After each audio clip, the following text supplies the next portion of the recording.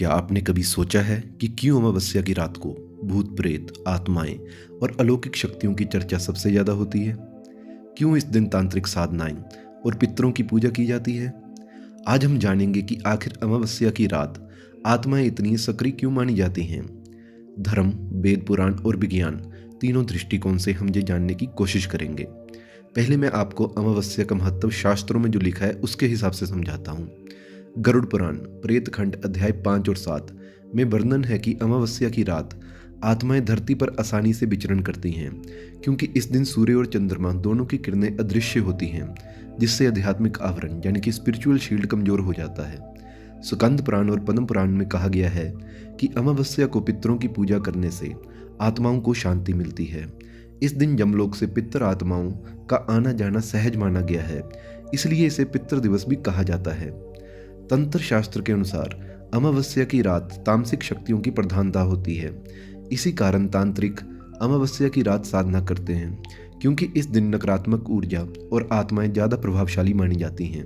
अथर्ववेद 10/7/38 में भी कहा गया है कि चंद्रमा की शक्ति घटने पर प्रेत आत्माएं और अदृश्य शक्तियां मनुष्य पर अधिक प्रभाव डालती हैं। अब मैं बात करता हूँ वैज्ञानिक दृष्टिकोण की। अमावस्या को चंद्रमा पृथ्वी से अदृश्य हो जाता है, जिससे उसकी ग्रेविटेशनल पुल और रोशनी का प्रभाव धरती पर कम महसूस होता है।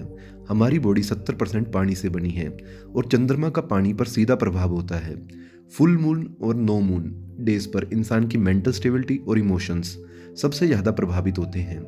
साइकोलॉजिस्ट मानते हैं कि अंधकार और कम रोशनी के कारण इंसान का सबकॉन्शियस माइंड ज़्यादा डरावनी कल्पनाएं करता है। इसी वजह से लोग कहते हैं कि आत्माएं सक्रिय हैं। गाँव में आज भी माना जाता है कि अमावस्या की रात शमशान, सूनी जगह और पेड़ों पर आत्माएं भटकती हैं। इस दिन दीपदान, पितृ तर्पण और हनुमान जी की पूजा करने का विशेष महत्व है, क्योंकि ये नकारात्मक ऊर्जा से रक्षा करते हैं। कुछ लोग मानते हैं कि इस रात आत्माएं अपने परिवार वालों से जुड़ने की कोशिश करती हैं। तो मित्रों, अमावस्या की रात को आत्माओं का सक्रिय होना केवल अंधविश्वास नहीं है। हमारे शास्त्र, वेद और विज्ञान तीनों इस बात को अलग अलग तरीके से स्वीकारते हैं कि इस दिन ऊर्जा का स्तर बदल जाता है। इसलिए हमें डरना नहीं चाहिए, बल्कि इसे आत्मिक शांति, ध्यान और पितृ तर्पण के लिए उपयोग करना चाहिए।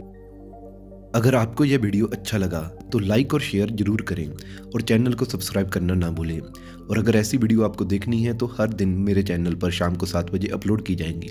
हर हर महादेव।